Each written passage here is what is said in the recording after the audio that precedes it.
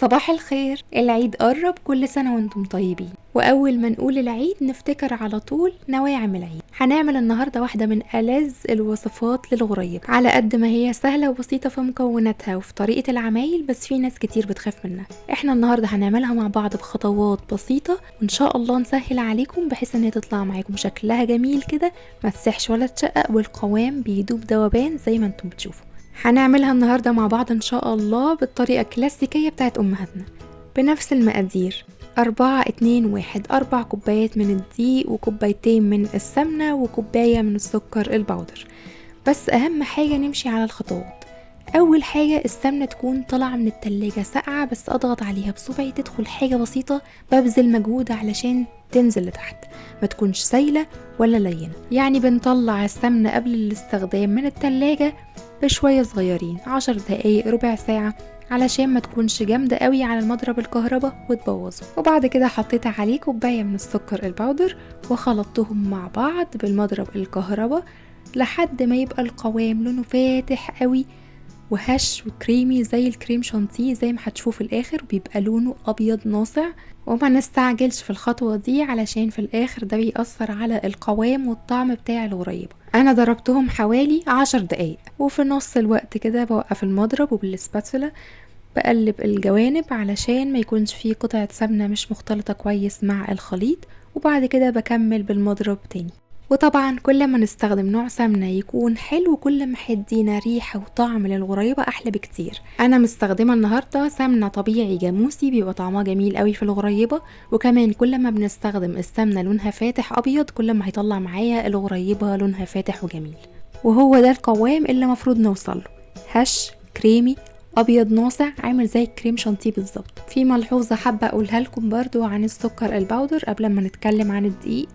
السكر البودر لو احنا جايبينه جاهز فيكون كويس، لو احنا هنطحنه في البيت فبنطحنه كويس جدا، وبعد كده بننخله بمصفى ضيقة علشان نتخلص من اي حبيبات سكر لسه ما اتطحنتش او اي خرز فيه. وبعد كده بنعايره، يعني بنعايره بعد النخل مش قبله. وبعد ما خلطنا السكر بالسمنة كويس وبقوا عاملين زي كريم شانتيه كده لونهم فاتح ومنفوش وكريمي، ضفنا عليهم الدقيق. نوع الدقيق اللي انا مستخدماه متعدد الاغراض، نوع فاخر ممتاز نكون مجربينه قبل كده عشان ما يبوظلناش الوصفه. طبعا يكون منخول، ونكون معايرينه بنفس الكوبايه اللي عايرنا بيها السمنه والسكر البودر عشان المقادير تطلع مظبوطه.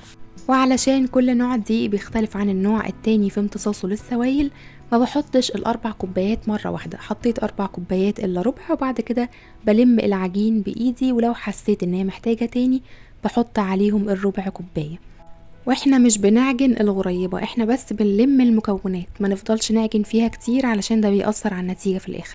هنا وانا بلم المكونات مع بعض حسيتها ان هي محتاجة الربع كوباية اللي كنا شايلينها على جنب، ضفتها عليهم. وبعد كده بلم العجين. بعد ما العجينة تكون جاهزة معانا بروح مغطياها وادخلها التلاجة حوالي ربع ساعة، علشان السمنة اكيد من كتر الشغل فيها سخنت، واحنا محتاجينها تتماسك علشان لما اجي اكورها ما بين ايديا تبقى متماسكة وجميلة. علشان اختبر العجينة واشوفها تكون مظبوطة ولا لا، بغسل ايدي كويس جدا من العجين اللي فيها وبنشفها خالص، وبعد كده باخد حتة من العجين ما بين كف ايدي كده بعملها زي الكورة.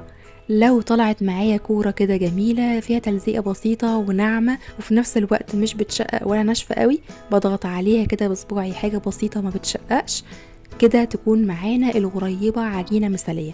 طب لو ضغطت عليها بصباعي وشققت يبقى انا كده مزودة الدقيق زيادة عن اللزوم. لو كانت سايحة زيادة عن اللزوم مني ومش عارفة اشكلها بعد ما دخلتها التلاجة، يبقى هي كده محتاجة دقيق نزوده تدريجي لحد ما تظبط معانا وتبقى بالقوام ده.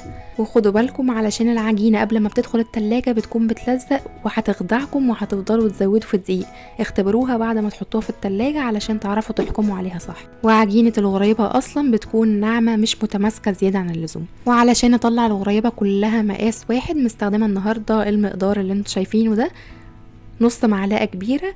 لو متوفر عندكم قيسوا بيه العجين علشان يطلع كل الغريبة قد بعض، ولو مش متوفر عندكم اي حاجة شبهه ممكن نستخدم الميزان علشان نطلع كل الغريبة قد بعض.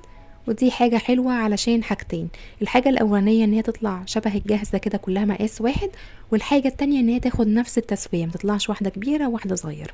بشكل الغريبة وبحطها في صاج ألومنيوم، ده أحلى حاجة تسوي فيه الحاجات بتاعة نواعم العيد. وبيكون الحواف بتاعته قصيرة علشان ياخد التسوية من تحت زي من فوق. ويستحب نبعد عن الصاج اللي بيكون خفيف من تحت او لونه غامق، في انواع كده بتلسع الحاجات من تحت ومش بتستوي كويس، نبعد عنها عشان ما تبوظ لناش الغريبة في الاخر. ومش بدهن الصاج اي حاجة علشان هي اصلا فيها كمية من السمنة تكفي ان هي ما تلزقش في الصاج. وبعد كده لما بحط الغريبة مش ببططها، بسيبها على شكلها زي ما كورناها. وبعد كده بنزين الغريبة بالمتوفر عندنا في البيت، نقدر نسيبها سادة خالص، هي طعمها لوحده كفاية.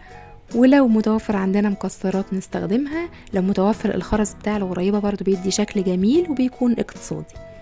بعد ما زينت الغريبة مش بدخلها خالص الفرن على طول، بدخلها التلاجة كده بالصاج زي ما هو حوالي ربع ساعة علشان تتماسك، والسمنة برضو بعد التشكيل ما تكونش حرارتها انخفضت تاني. وطبعا واحنا بنشكل او بنعجن الغريبة او بنعمل اي حاجة في النواعم بتاعة العيد ما نكونش واقفين جنب فرن او بوتاجاز علشان ما يكونش درجة الحرارة عالية وتسيح لي الغريبة وانا بشتغل فيها. نشتغل في مكان دايما بارد عشان نفضل محافظين على القوام بتاع العجين. بعد ما بطلعها من التلاجة بدخلها على طول على فرن متسخن قبل كده على درجة حرارة 150 رف وسط، ما دخلهاش ابدا على فرن يكون بارد علشان ما تسحش مننا. والغريبة ما بتاخدش وقت خالص في الفرن، وده طبعا بيتوقف على نوع الفرن بتاعكم، ممكن تاخد 10 دقايق، ممكن تاخد 12 دقيقة او 15 دقيقة على حسب الفرن بتاعكم بيسوي في قد ايه. انا اخدت معايا حوالي 12 دقيقة، بتطلع من بره مستوية ومن جوه مستوية، معليش عليها النار خالص لان لو النار كانت عالية هتشقق مني، وكمان ممكن تستوي من بره ومن جوه ما تستويش وتطلع معانا واحنا بناكلها معجنة كده ومش حلوة. ومهم قوي زي ما شفتم ان لون الغريبة من تحت تكون نفس لونها من فوق، ابيض خالص، ما بتاخدش لون اصفر ولا اي حاجة، علشان لو اخدت لون كده هتبقى مقرمشة زي البسكوت ومش ناعمة ودايبة زي ما هي متعارف عليها. مش قادرة اقول لكم خطيرة ازاي، قوام وطعم وشكل ما يعلاش عليها. شايفين القوام بتدوب دوبان، مش هتستحمل في ايديكم. بجد جربوها وامشوا على نفس الخطوات، هتطلع معاكم احلى من الجاهزة مليون مرة. كمان عايزة اقول لكم على حاجة، طول ما الغريبة في الفرن او وهي سخنة ما بلمسهاش خالص ولا حركها من مكانها، لما تبرد تماما تقدروا تتحركوها من الصاج وتشيلوها بقى في علبة محكمة الغلق عشان تفضل معاكم محتفظة بجمالها لمدة أطول. والأفضل لو احنا أول مرة نعمل غريبة ما ندخلش الكمية كلها الفرن مرة واحدة، ندخل واحدة بس نختبرها علشان لو فيها أي حاجة نقدر نظبطها في الكمية اللي بعد كده عشان ما نبوظ الكمية كلها مرة واحدة. الكمية اللي عملناها النهاردة كانت عاملة حوالي 110 غريباية، كمية كبيرة ما شاء الله. وفي النهاية أتمنى من كل قلبي إن الوصفة تكون عجبتكم. كنت معاكم نسمة الخياط، استنوني في فيديو جديد من وصفاتي، وما تنسوش اعملوا سبسكرايب للقناة وفعلوا الجرس عشان يوصل لكم كل جديد، ولايك وشير. باي باي.